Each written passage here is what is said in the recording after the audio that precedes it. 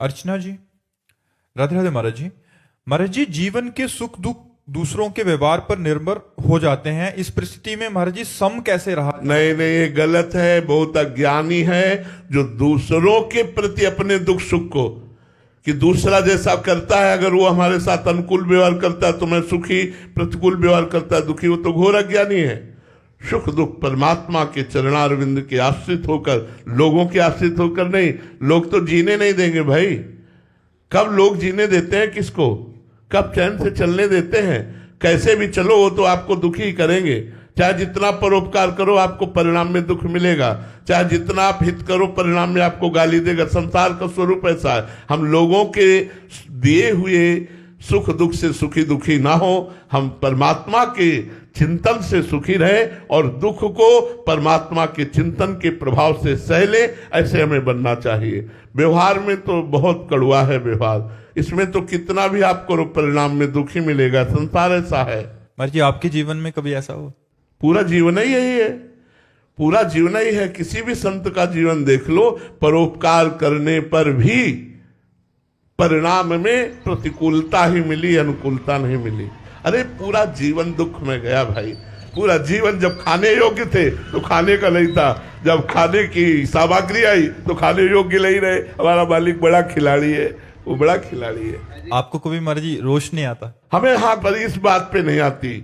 हमें इस बात पे गुस्सा आती है कि कम से कम साधकों के साथ इतना कपट का व्यवहार तो न करो। जो तुम्हारे लिए जिंदगी समर्पित किए हैं, इतना छुपाव तो मत करो। एक बार मुस्कुरा के अगर उनके मानस पटल पर प्रकट हो जाओगे तो काम क्रोध आदि की जो वृत्तियां उनको जलाती वो नहीं जलाएंगी। हम इस बात पर उनसे नाराज हैं।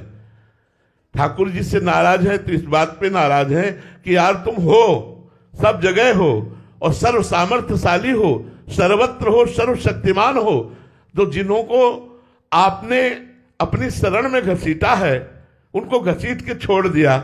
अब बेचारे काम क्रोध लोभ आदि के शिकार हो रहे हैं। यार ऐसी कृपा करो, मंद मंद मुस्कुरा कर एक बार झांकी दिखा दो, दुनिया का सारा राग मिट जाएगा और वो आपके प्रति आशिक हो जाएंगे, प्रेमी हो जाएंगे। बस इस बात से कभी कभी उनको डांटते रहते हैं। नहीं, हम ये चाहते हैं कि कम से कम जो आपको नहीं चाहते वो बात अलग है, लेकिन जो आपकी चाह के लिए फकीर बन गए, लगोटी लगा ली, भीख मांग के खाते हैं, अरे उनके मन में तो काम न सतावे, उनके मन में तो रुपया पैसा संसार का मोह न सतावे। हे नाथ, आप अपना थोड़ा सा प्यार दे दो, थोड़ी सी झलक दे दो, थोड़ी सी कृपा कर दो। पर वो कुछ ऐसा उनका विधान होगा जो हमारी बात नहीं सुनते। नहीं, हमें लगता है कि साधक की आंतरिक वृत्ति को सुधारने के लिए इनका रूप काफी है। एक बार रूप प्रकाशित हो जाए, जिसने देखा वो कहीं और का नहीं रहा। रूप छके घूमत रहे, तन को तनिक न भान, नारायण दृग जल बहे, यह है प्रेम पहचान। पर ये ऐसे प्यारे हैं, ऐसे प्रेमी हैं कि पर्दे के पीछे से सब कुछ करते रहते हैं, सामने नहीं आते। और सामने आए भी ना, ये काम क्रोध लोभ मोह मद मत्सर अपना प्रभाव दिखाते रहते हैं। बड़ी कभी कभी हंसी आती है कि यार इतने बड़े मालिक का दास होकर के साधारण लोग कूट के चले जाते हैं और आप देखते रहते हो।